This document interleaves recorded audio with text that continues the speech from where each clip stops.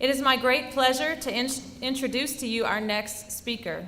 Since December 2015, she has been the Youth Program's co-director of Louisiana Right to Life Federation. Her main goal is to reach the youth in our area to help build up the pro-life generation. Please give a very warm welcome to Ms. Krista Corbello.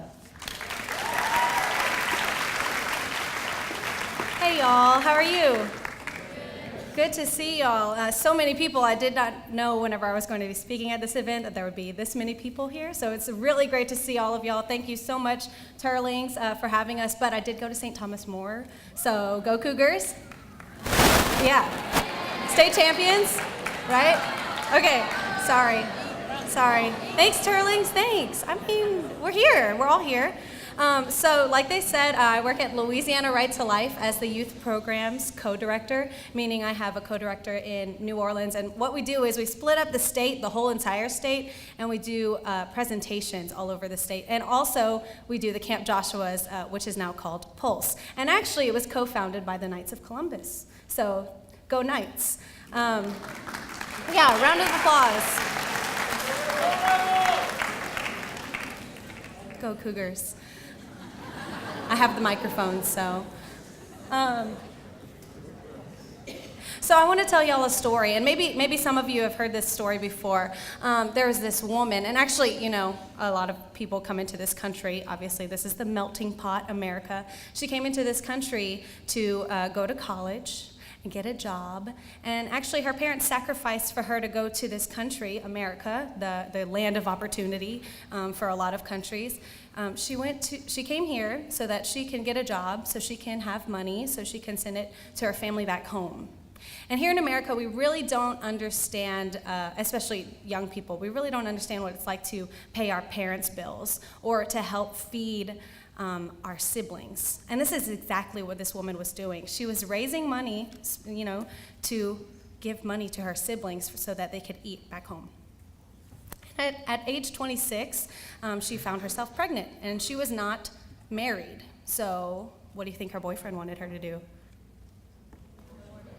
Abortion, of course. I'm not ready to be a father. I don't want that. I don't want that in my life. Just take care of it. And that's what a lot of people say, that you can just take care of it and you just take away that pain. And also, why would you want to bring a child into this world? Because a baby costs money. And if you are paying for a baby, how can you help pay for your family back home? And you know, that's one of the reasons too, that her family, she was raised in a good Catholic home. Her family, even her parents, wanted her to have an abortion because they were so ashamed and so embarrassed that she got pregnant out of wedlock. So they went so far, she would send pictures of herself, not on Facebook, this is snail mail. She would send pictures of herself pregnant to her parents back home. And her parents would mail them back to her with X's on her stomach. They would mail them back to her ripped up because they wanted her to have this abortion. They really, really did. And a lot of people could have told this woman, why? Why would you want to bring a child into a world of suffering? Why? Because guess what? The father of that child left when she didn't have an abortion.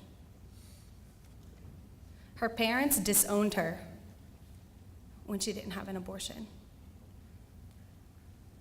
All the people that are supposed to be there for you and love you no matter what, they all turned their back on her. And she was in a country that English was not her first language. And she was here to make a life for herself and hopefully make a life for her family. She wanted that. She truly did. And it was the darkest time of her life, as you can imagine. So she only went so far as to call an abortion clinic, and when they answered, she hung up. And you know what I believe? I think this woman, when everybody else turned their back on her, there are people like you who pray for women in crisis pregnancies, people like you who pray for unborn babies. That's the only thing that saved that baby's life. In the 1990s, Planned Parenthood had this campaign out, and maybe you've heard of it before. It said, "Every child, a wanted child." Have you heard that? Yeah? Every child, a wanted child. Doesn't that sound nice? It sounds nice. And what I always say about Planned Parenthood is they have really, really good marketing. and I was in public relations in college, and marketing is important. That's why everything's hot pink, everything's really nice, and they're pro-woman or whatever, feminists. So in the 90s, like I said, every child, a wanted child. And then guess what? That created the myth that there's such thing as an unwanted child. And if anybody would have fit that bill, it would have been that woman. She would have been the target for Planned Parenthood because she was a minority who was raising money for her family. The child was unwanted. Everybody could have said that child, why would that child have a good life? The father left, the grandparents don't want her. And guess what? That woman was my mom. And that child was me. And I didn't discover any of this in my life until I was 18 years old. And I really couldn't believe it, honestly, when I first found out, because my grandparents loved me. I never knew that they didn't want me at one point in life. And my grandmother, she's the one that really wanted my mom to have the abortion. Out of all of her daughters and granddaughters, I was the most like her, and I was her favorite, really. And on her deathbed, she turned to my dad, and she said, I was wrong all those years ago, and I'm glad that Gina didn't have that abortion. So my father, the one that walked out, who I never met for 22 years, at age 22, I did meet him, and he came back into my life. And for 22 years, if you can just imagine, try to imagine not knowing one of your parents and wondering your whole life, like, why didn't he want me? What did I do wrong? Why didn't he want my mom? And feeling unworthy and unloved, that's what I felt for 22 years. And when he came back asking for forgiveness, you can imagine how hard that is. It really was. And getting to know him is something I never thought would happen. And they would have said that, they would have said the father didn't want that child. And my father does want me. It just took 22 years. So you can never judge a child from the situation that they're born into, and that's what's happening. That's what's happening. They're saying that it's better for a child to die than to suffer. Better for a child to die than to suffer. A couple of months ago, when I was visiting my mom, she lives in Las Vegas, I was having breakfast with my father. He came in, he lives in California. And basically just to ask for juice for my presentations, I was like, so are you glad that my mom didn't abort me? And I really wanted to get his opinion on that. Are you glad my mom didn't abort me? And he started crying, and I was like, what did I just do? I don't know what just happened. And he was like, Krista, of course I'm glad your mom didn't abort you. Of course. That's not even on my mind. I can't imagine if your mom had also gotten an abortion. Because the woman after your mom, I did make her get an abortion.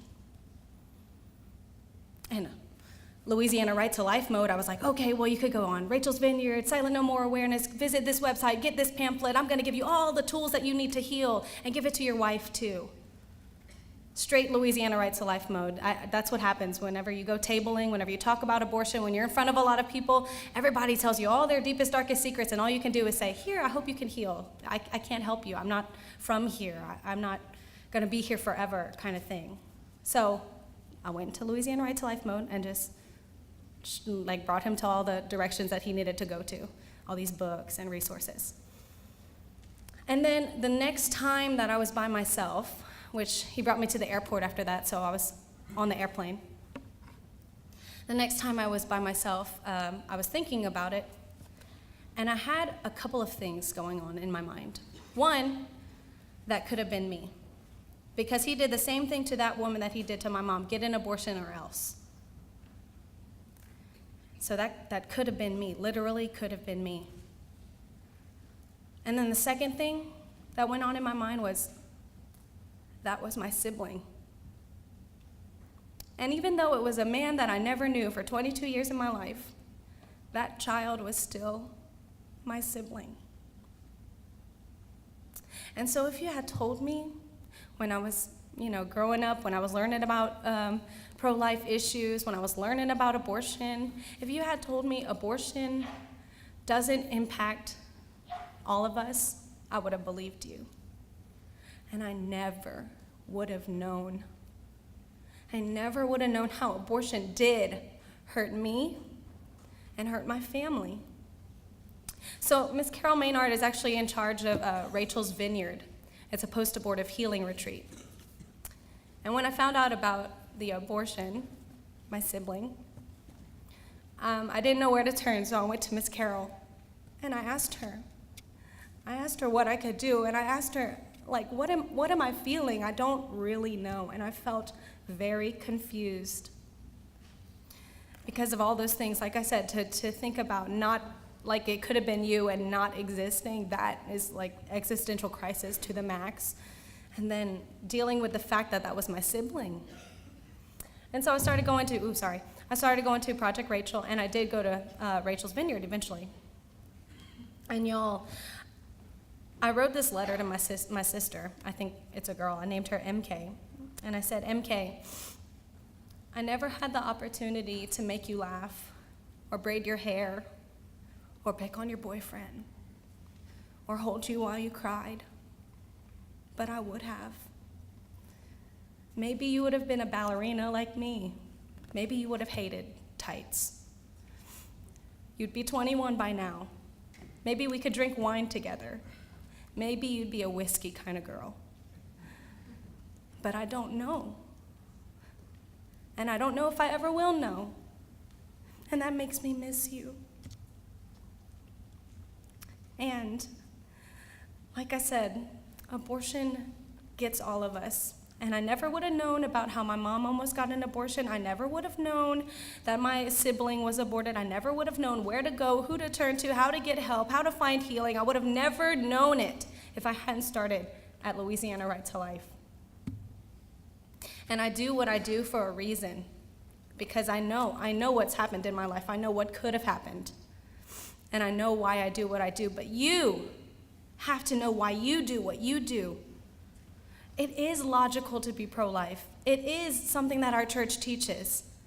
But find that drive, find that passion, find something that makes you pro-life. And guess what? You're going to do it in a beautiful way that only you can do it.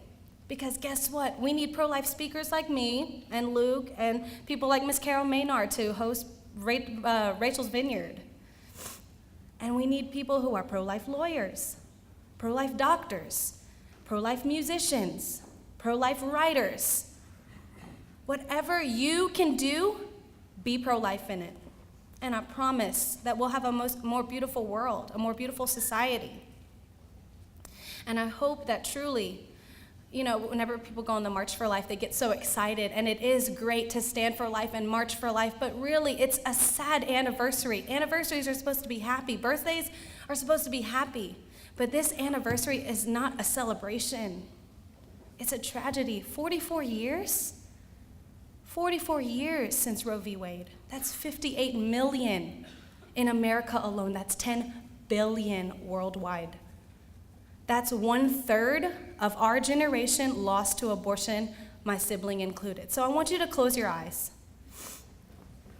Think about your favorite song, your favorite movie, your favorite book, and take away 1/3 of it. Erase 1/3 of that.